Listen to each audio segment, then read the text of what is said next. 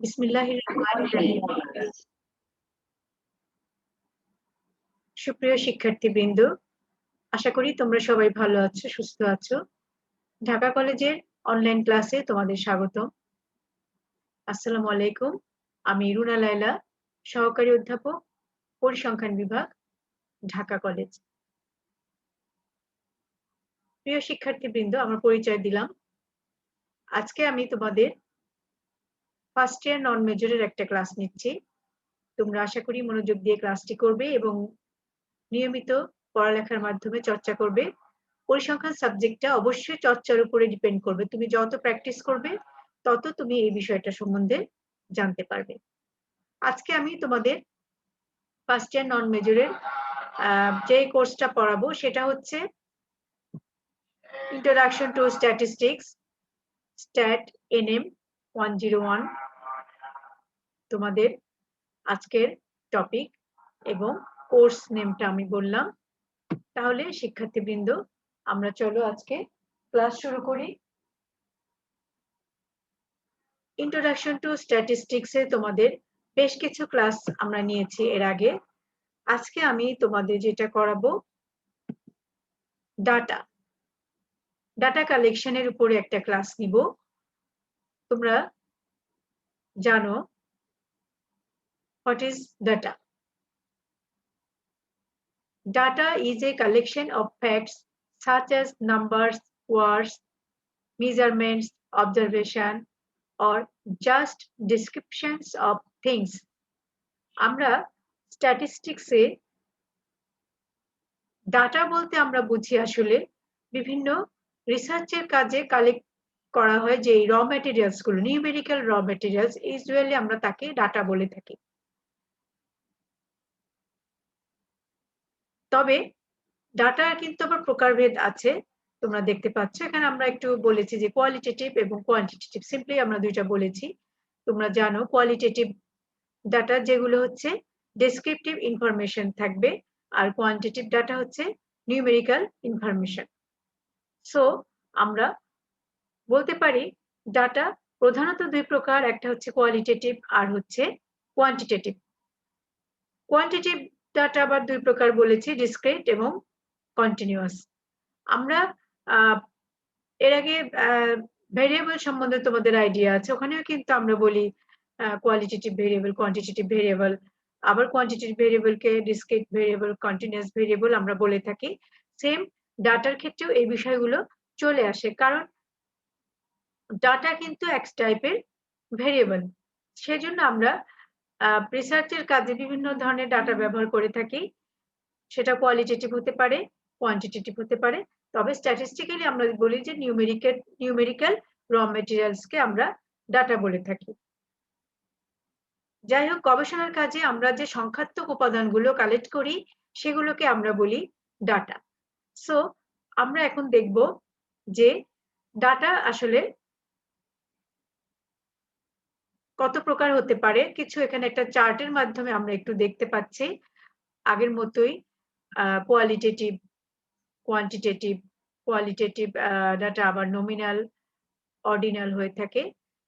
এই অর্ডিনাল গুলো কিন্তু আবার এক্সাম্পল এখানে দেয়া আছে, তোমরা একটু দেখে নাও এটা, যে ক্লিয়ার হওয়ার জন্য। নমিনাল ডাটা গুলো যেমন জেন্ডার, হেয়ার কালার, এথিসিটি এটসেট্রা। আবার অর্ডিনাল ডাটা গুলো কিন্তু ক্রম, অর্ডার অনুযায়ী হয়ে থাকে, যেগুলো যেমন ফার্স্ট, সেকেন্ড, থার্ড বা লেটার গ্রেডস এবিসি অথবা ইকোনমিক স্ট্যাটাস, লো, মিডিয়াম এটসেট্রা। আবার কোয়ান্টিটেটিভ ডাটা হতে পারে ডিসক্রিট আর হচ্ছে কন্টিনিউয়াস। ডিসক্রিট ডাটার কিছু এক্সাম্পল তোমরা এখানে দেখো, number of students in a class, number of workers in a company, the number of home runs in a baseball, etc. That is, এটা কিন্তু একটা ফিক্সড নাম্বার। ডিসক্রিট ভেরিয়েবল যেমন আমরা বলি এটা একটা ফিক্সড নাম্বার, আর কন্টিনিউয়াস ডাটা কিন্তু একটা রেঞ্জের মধ্যে থাকবে, যেমন height, the height of children, square footage of a 2-bedroom house, speed of cars, etc. এগুলো একটা রেঞ্জের মধ্যে থাকবে, সেটাকে আমরা বলি কন্টিনিউয়াস ডেটা। আর ডিসক্রিট ডেটা হচ্ছে একটা ফিক্সড নাম্বার। সাধারণত পূর্ণ সংখ্যা, এটা ভগ্নাংশ হতে পারে, পূর্ণ সংখ্যা হতে পারে। তো আমরা এখানে ডাটার বিভিন্ন প্রকারভেদ এবং তার সাথে এক্সাম্পল গুলো একটু দেখে নিলাম। এখন আমরা দেখছি যে quantitative data versus qualitative data. তোমরা এখানে দেখতে পাচ্ছ সুন্দর চিত্র সহ এক্সাম্পল দেয়া আছে যে quantitative data can be expressed as a number or can be কোয়ান্টিফাইড। Simply put, quantitative data can be measured by numerical variables. Example এখানে দেয়া আছে scores on test and exam. Suppose 85, 67, 90 etc. তোমরা পরীক্ষায় যে মার্কস গুলো পেয়ে থাকো সেগুলো কিন্তু আমরা কোয়ান্টিটেটিভ ডেটা বলে থাকি। আবার weight of person or subject etcetera, shoe size, temperature in a room, এগুলো হচ্ছে quantitative data that is numerically expressed যেগুলো। আর qualitative data cannot be expressed as a number and cannot be measured. Qualitative data consists of words, pictures and symbol, not numbers. Suppose colors, the color of sea, your favorite holiday destination such as Hawaii, New Zealand, etc. Names as John, Patricia, ethnically such as American, Indian, Asian, etc. জাতি, বিভিন্ন জাতি বুঝাতে বিভিন্ন দেশ, তোমার choice, বিভিন্ন colour, এগুলো কিন্তু কোয়ালিটেটিভ ডেটা। আর কোয়ান্টিটেটিভ ডাটা হচ্ছে যেগুলোকে আমরা নিউমেরিক্যালি এক্সপ্রেস করি, বাট কোয়ালিটেটিভ ডাটাকে নিউমেরিক্যালি এক্সপ্রেস করা যাচ্ছে না। তাহলে আমরা এখানে কোয়ালিটেটিভ আর কোয়ান্টিটেটিভ ডেটার কোয়ালিটেটিভ এন্ড কোয়ান্টিটেটিভ ডেটার কিছু এক্সাম্পল এবং ডেফিনিশন দেখলাম। নেক্সট আমরা দেখি ডিসক্রিট এন্ড কন্টিনিউয়াস ডেটার কি পার্থক্য হতে পারে।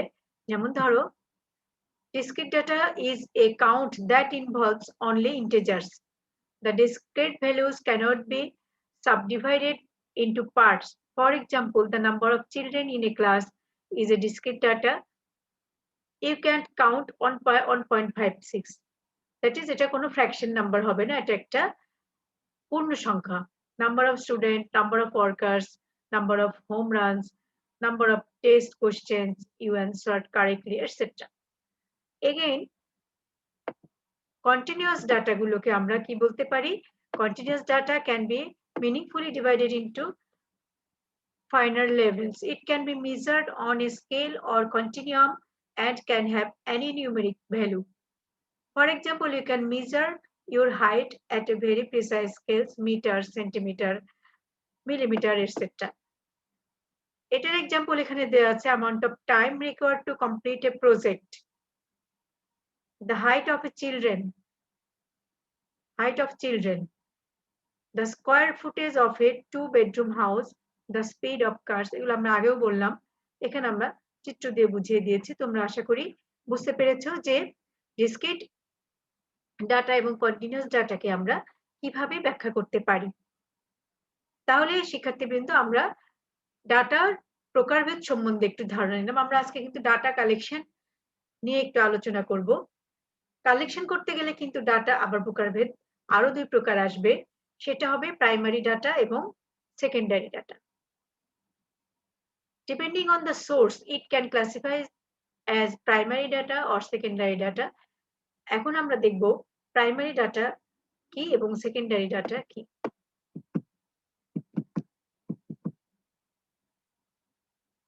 যে ডাটাগুলো কোনো একজন ইনভেস্টিগেটর বা রিসার্চার ফার্স্ট টাইম কালেক্ট করবে সেটাকে আমরা বলবো primary data. That is, these are the data that are collected for the first time by an investigator for a specific purpose. Primary data are pure in the sense that no statistical operations have been performed on them and they are original. অর্থাৎ primary data এরকম একটা data যেটা pure, that is তার উপরে কোনো statistical operation perform করা হয়নি, অর্থাৎ এই ডাটাকে নিয়ে কোনো অ্যানালাইসিস বা কোনো কাজ হয়নি, এই ধরনের ডাটাকে আমরা বলছি প্রাইমারি ডাটা। আর সেকেন্ডারি ডাটা তোমরা নাম শুনেই বুঝতে পারছো, সেকেন্ডারি ডাটাটা হচ্ছে যে ডাটাগুলো আগেই কালেক্ট করা ছিল সেখান থেকে আমরা নিয়েছি, বা রিসার্চার বা ইনভেস্টিগেটর কালেক্টেড ডাটাগুলো তারা তাদের রিসার্চের কাজে ব্যবহার করেছে, এই ডাটাগুলোকে বলা হচ্ছে সেকেন্ডারি ডাটা। তাহলে তোমরা দেখতে পাচ্ছ যে this means that this kind of data has already been collected by some researchers or investigators in the past and is available either in published or unpublished form. এগুলো আগেই কালেক্ট করা হয়েছে এবং এগুলো পাবলিশড হয়েছে কিংবা পাবলিশড হয়নি, but তোমরা নিচ্ছ ওখান থেকে, রিসার্চার ওখান থেকে ডাটাগুলো নিচ্ছে। This information is impure as statistical operation may have been performed on them already. That is, এই ডাটাগুলোকে আমরা পিওর বলতে পারবো না, কারণ এই ডাটাগুলো একজন রিসার্চার নিয়েছে, তার আগে অন্য কেউ নিয়েছে এবং সেটা নিয়ে কাজ করেছে।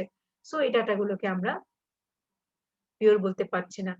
একটা এক্সাম্পল বলা যেতে পারে যে ইনফরমেশন গভর্নমেন্ট অফ বাংলাদেশ, হ্যাঁ, পরিসংখ্যান ব্যুরো থেকে যে বিভিন্ন ডাটাগুলো প্রতি বছর বের হয়, সেগুলো কিন্তু যে কেউ, যে কোনো রিসার্চার বা যে কোনো অর্গানাইজেশন ওখান থেকে ওই ডাটাগুলো নিয়ে কাজ করে থাকতে পারে। তাহলে আমরা দেখি যে সোর্সের উপর ডিপেন্ড করে ডাটা প্রধানত দুই প্রকার, একটা হচ্ছে প্রাইমারি ডাটা আর হচ্ছে সেকেন্ডারি ডাটা।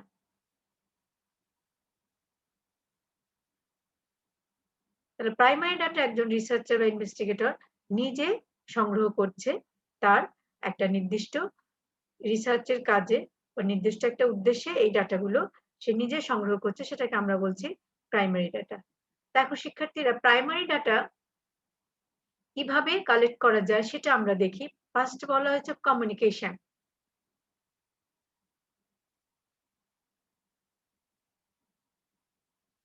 কমিউনিকেশন অর্থাৎ এটা কিভাবে ডাটা কালেক্ট করা হবে, যে involves questioning respondents either verbally or in writing. মৌখিকভাবে বা লিখিতভাবে আমরা কোশ্চেন করছি, প্রশ্ন করে তার কাছ থেকে জেনে নিচ্ছি। This method is versatile since you need only to ask for the information. However, the response may not be accurate. Communication usually is quicker and cheaper than observation. অর্থাৎ এখানে সে সত্যি কথা বলবে বা সঠিক উত্তর দিবে কিনা এটা নিয়ে কিন্তু সন্দেহ আছে। এবার দেখো অবজারভেশন, এটা হচ্ছে involves the recording of action and is performed by either or a person or some mechanical or electronic device. কোনোভাবে আমরা কোনো একটা জায়গায় যে পর্যবেক্ষণের মাধ্যমে যে ডাটাগুলো সংগ্রহ করছি সেই মেথডটাকে আমরা বলছি অবজারভেশন। এটা আমরা কোনো ডিভাইস, ইলেকট্রনিক ডিভাইসের মাধ্যমে করতে পারি অথবা নিজে পর্যবেক্ষণ করে এই ধরনের ডাটা কালেক্ট করা যায়। তাহলে আমরা দেখলাম কমিউনিকেশন আর হচ্ছে অবজারভেশন। নেক্সট আমরা পাবো পার্সোনাল ইন্টারভিউ।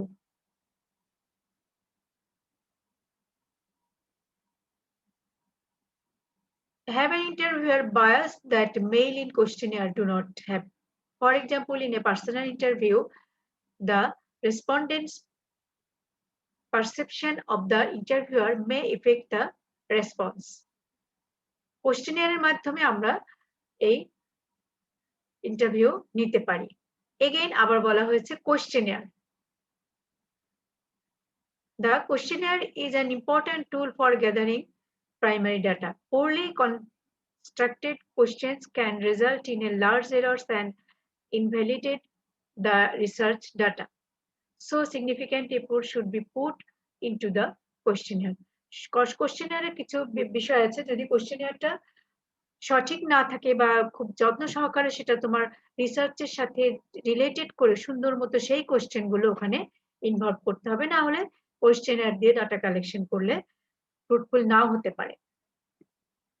এখন আমরা দেখব সেকেন্ডারি ডাটা।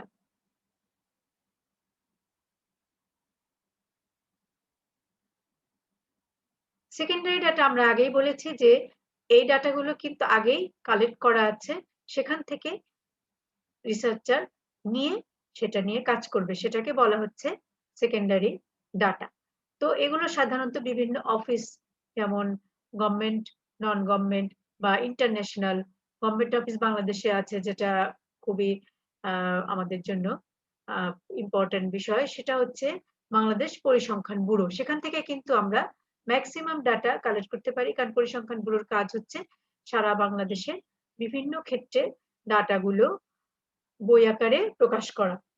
এটাকে এখানে থেকে স্ট্যাটিস্টিক্যাল ইয়ারবুক বের হয় বিভিন্ন টপিকের উপর, কৃষি, তারপরে অর্থনীতি, বিভিন্ন বিষয়, প্রযুক্তি, সব বিষয়ের উপর এখানে কিন্তু স্ট্যাটিস্টিক্যাল ইয়ারবুক বের হয়।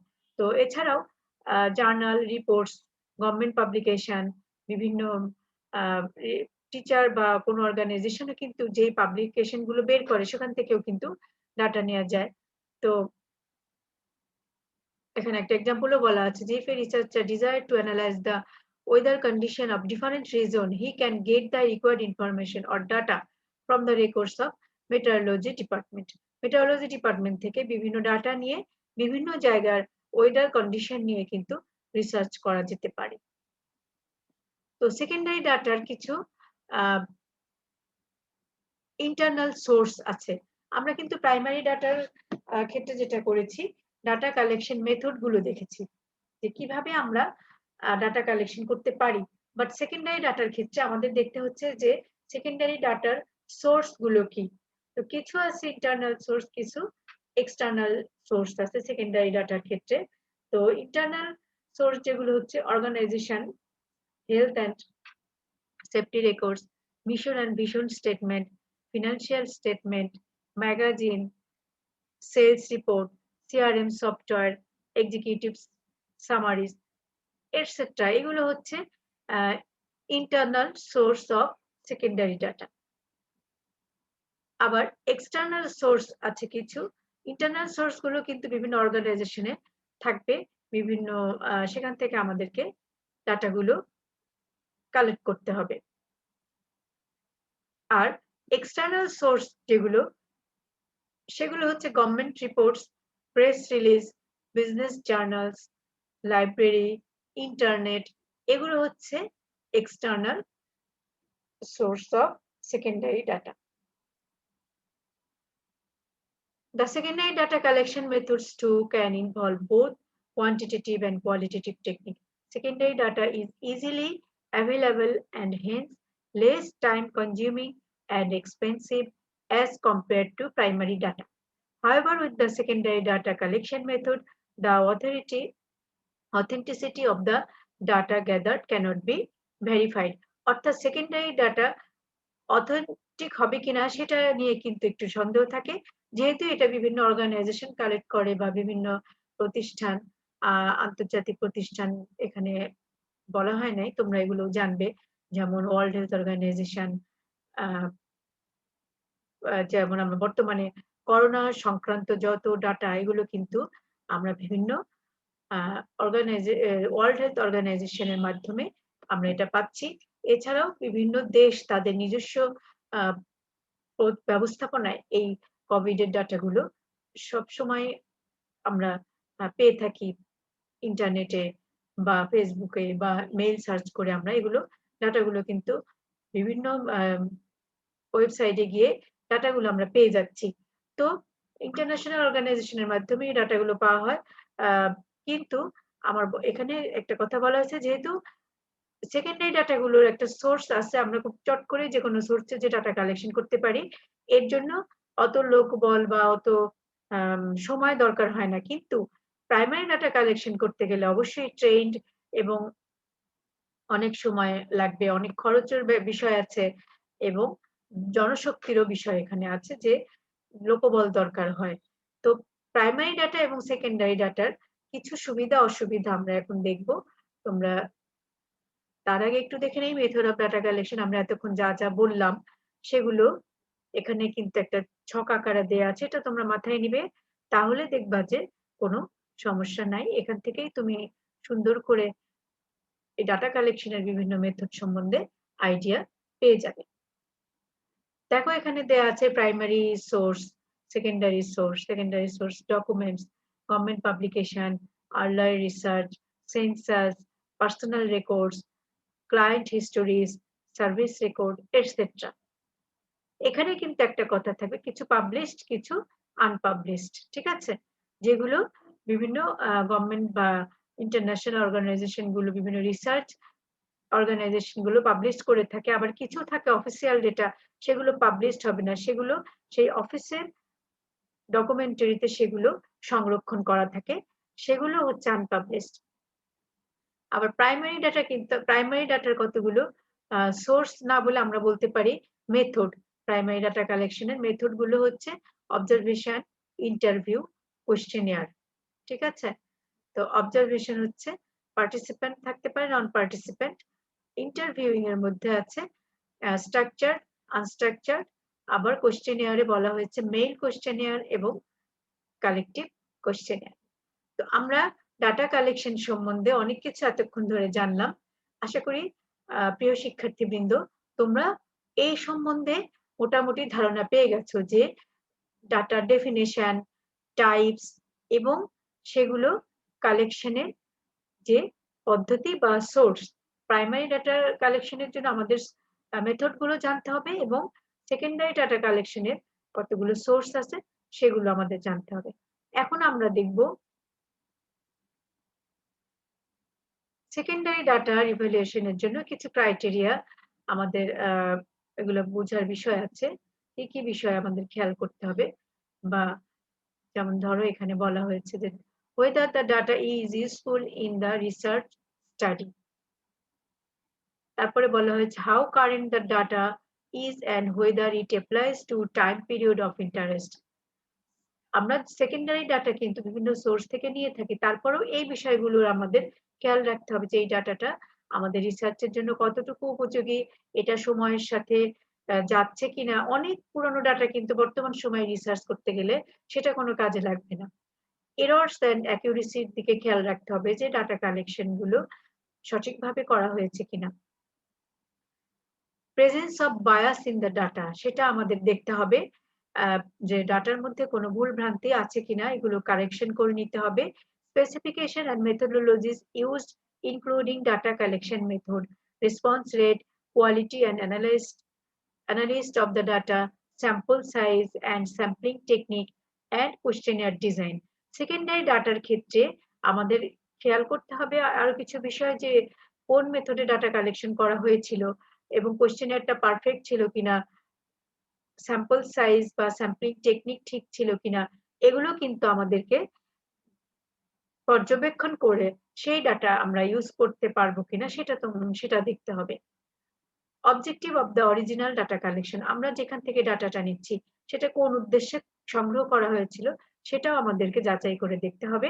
Nature of the data including definition of variables, units of measure, categories used and relationship examined.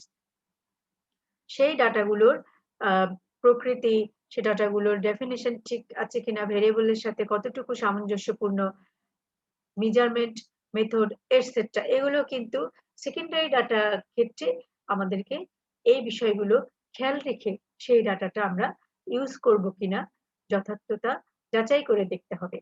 তো আমরা সেকেন্ডারি ডাটা কালেকশনের সহজ, লোকবল কম লাগে এবং সময় বাঁচে, খরচ কম, বিভিন্নভাবে এই ডাটাগুলো কিন্তু অবশ্যই অনেক বড় ক্ষেত্রে যখন আমরা কাজ করব তখন কিন্তু সেকেন্ডারি ডাটাটা বেশি উপযোগী। কিন্তু সেই সাথে এই এতক্ষণ আমরা এই বিষয়গুলো যে বললাম এগুলো কিন্তু আমাদেরকে মাথায় রাখতে হবে সেকেন্ডারি ডাটা কালেকশনের সময়। এখন আমরা দেখব প্রাইমারি ডাটা এবং সেকেন্ডারি ডাটার কিছু সুবিধা অসুবিধা আমরা একটু দেখে নিচ্ছি। তোমরাও দেখো এগুলো। যেমন কিছু সুবিধা আছে, primary data is specific to needs of the researcher at moment of data collection. The researcher is able to control the kind of data that is being collected. যেহেতু প্রাইমারি ডাটা রিসার্চার নিজে সংগ্রহ করছে, so এই data কালেকশনে তার control থাকে যে সে data collection কিভাবে করবে, কত কি পরিমাণ করবে, বা তার এটা একটা ডিপেন্ড করছে তার নিজস্ব টেকনোলজি বা পদ্ধতির উপরে। It is accurate compared to secondary data. Primary data অবশ্যই বেশি অ্যাকুরেট, কারণ এটা রিসার্চার নিজে যাচাই বাছাই করে নিজে সংগ্রহ করছে। এখানে অন্যরা যদি কোনো ভুল করেও থাকতো সেটা কিন্তু সে নিজে করবে না।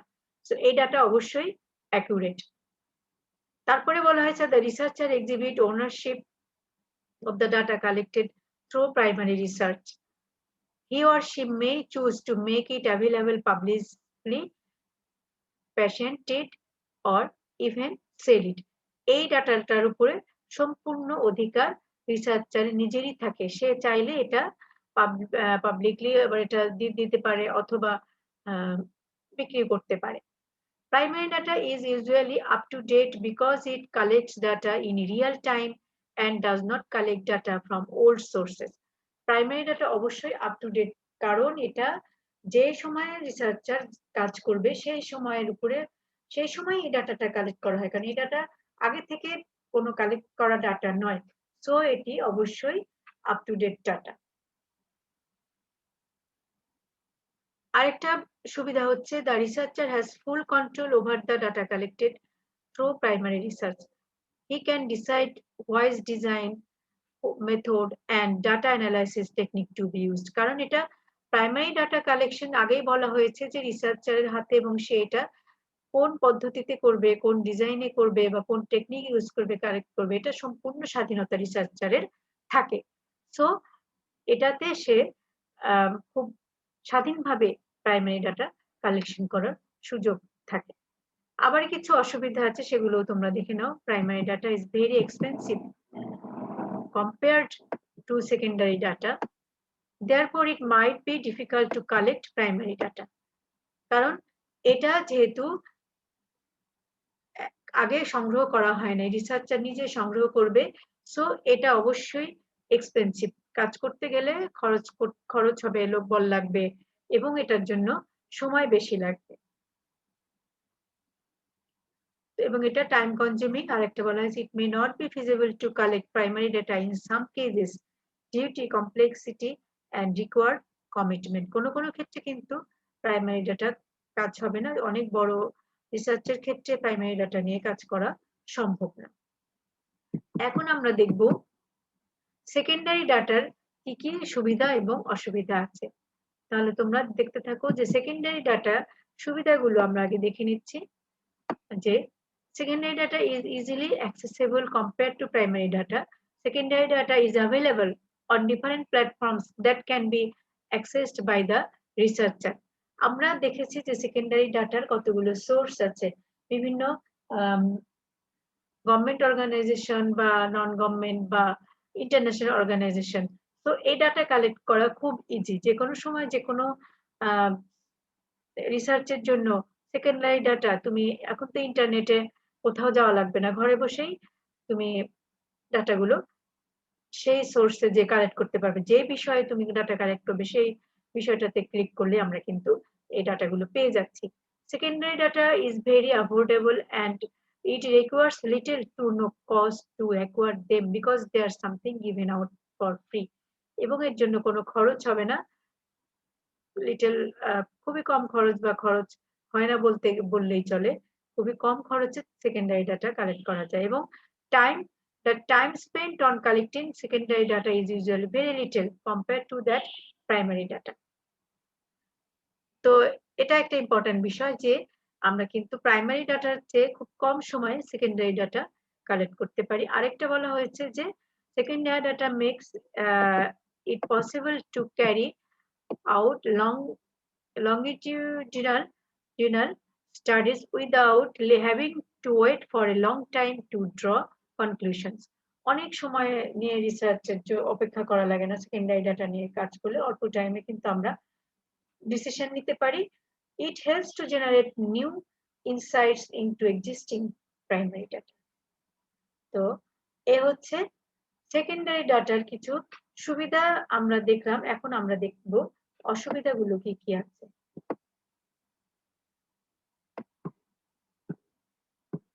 আমরা আগেই বলেছি যে প্রাইমারি ডাটা বেশি authentic, so secondary data may not be authentic and reliable. A researcher may need to further verify the data collection from the available source. একটা সোর্স থেকে সেকেন্ডারি ডাটা নিলে ওটাই যে রিলায়েবল এমন কোনো কথা না। তখন রিসার্চার কি করে, বিভিন্ন সোর্স থেকে ডাটা কালেক্ট করে এবং সেগুলো কম্পেয়ার করে দেখতে পারে। তো সেকেন্ডারি ডাটা সবসময় reliable নয়। Researcher may have to deal with irrelevant data before finally finding the required data. কিছু অপ্রয়োজনীয় তথ্য এই ডাটার মধ্যে থেকে যেতে পারে, যেগুলো আমাদের রিসার্চের কাজে প্রয়োজন নাও হতে পারে। আরেকটা কথা বলা হয়েছে, some of the data exaggerated due to the personal bias of the data source. কিছু বায়াস ডাটা যেখান থেকে আমরা নিব তাদের বায়াসনেস থাকার কারণে কিছু ডাটা কিন্তু ভুল ইনফরমেশন দিয়ে থাকে। এগুলো হচ্ছে। এছাড়া আরেকটা বিষয় হচ্ছে সেকেন্ডারি ডাটা। আমরা যদি কোনো অল্প বিষয়ে অল্প পরিসরে কাজ করতে যাই, রিসার্চ করতে চাই, তখন কিন্তু আমাদের সেকেন্ডারি ডাটার চেয়ে প্রাইমারি ডাটাটা বেশি ভালো রেজাল্ট দেয়, এটা আমরা জানি। এখন আমরা দেখব কিছু ডিফারেন্স আছে প্রাইমারি এবং সেকেন্ডারি ডাটার মধ্যে, সেগুলো একটু আমরা দেখি। কিছু ফান্ডামেন্টাল ডিফারেন্স অলরেডি আমরা সুবিধা অসুবিধা যেগুলো বলেছি ওখানে তোমরা পেয়ে গেছো যে ডিফারেন্স গুলো কি হতে পারে। তারপরও আমরা এখানে আর কিছু পয়েন্ট আমরা দেখে নিচ্ছি যে primary data refers to the data originated by the researcher for the first time.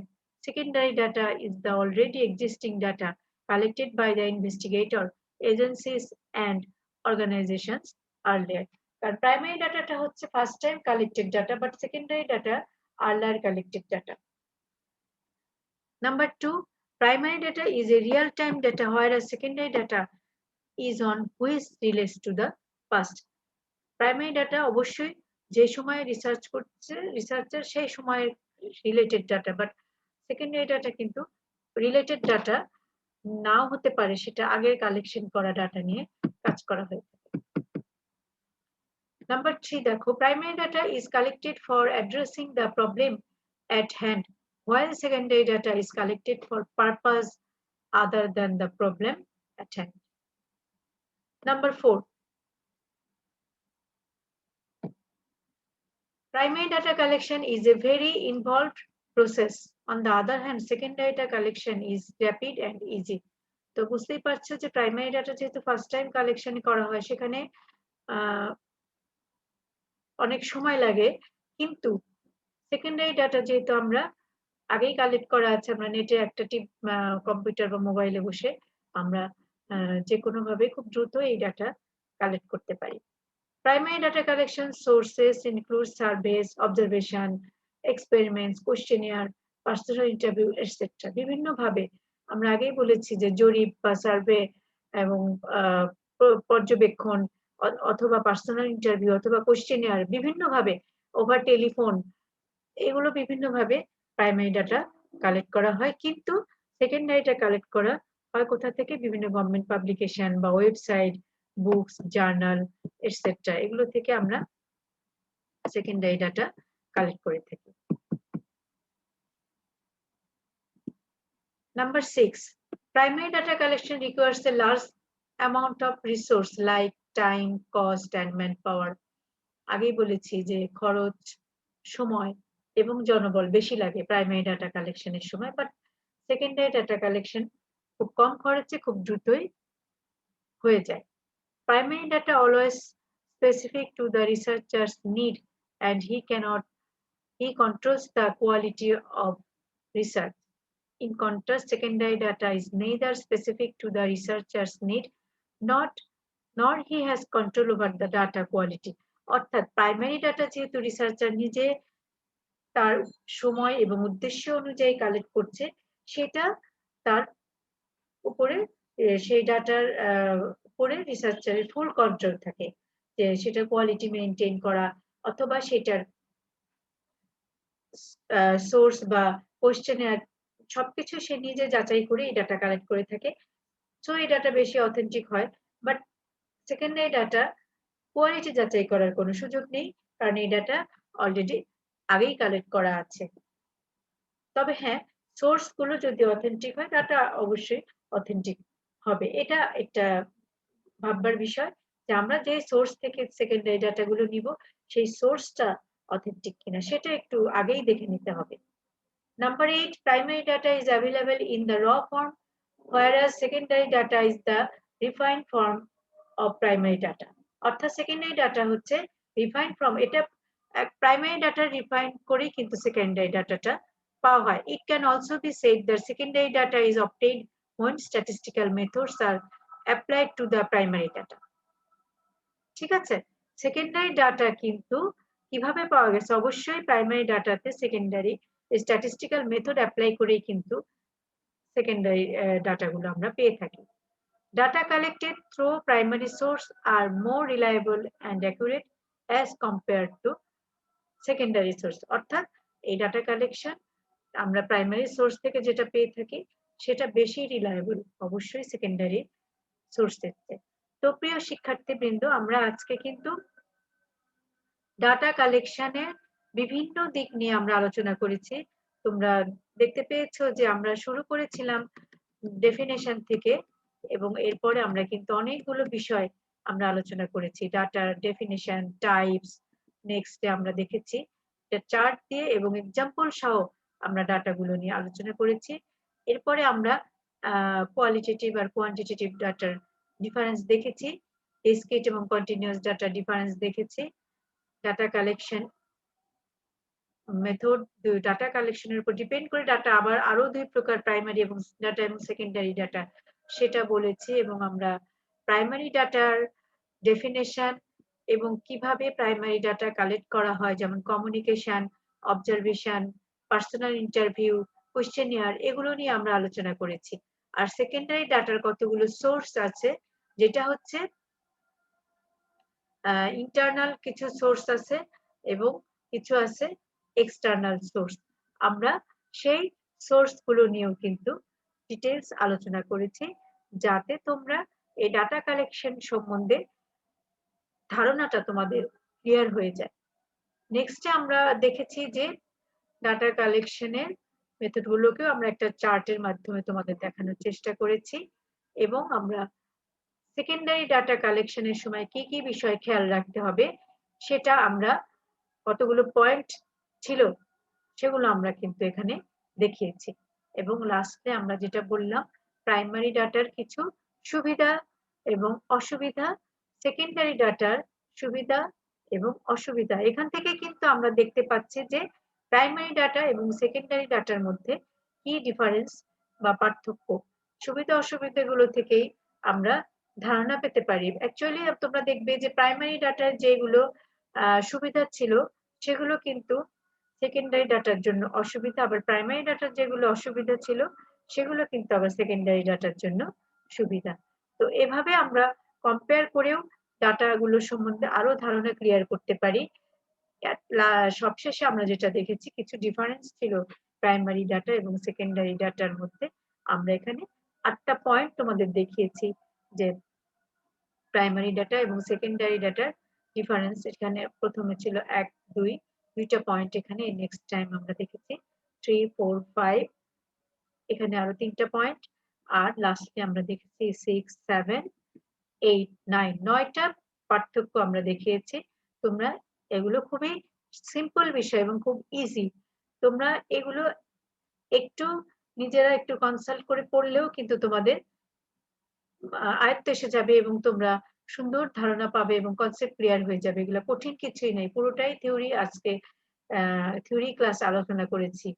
তো আশা করি তোমরা বুঝতে পেরেছো এবং এই আজকের ক্লাসের যে টপিকটা ছিল ডাটা কালেকশন, ডাটা এবং ডাটা কালেকশন, সেটা তোমরা ক্লিয়ার হয়েছো। তাহলে শিক্ষার্থীবৃন্দ, আমরা আজকে এখানেই শেষ করি। তোমরা সবাই ভালো থাকবে, সুস্থ থাকবে, নিরাপদে থাকবে এবং স্বাস্থ্যবিধি মেনে চলবে। আশা করি তোমাদের সাথে আমাদের আবার দেখা হবে। সে পর্যন্ত সবাই ভালো থাকো, সুস্থ থাকো। আল্লাহ হাফেজ। ধন্যবাদ সবাইকে।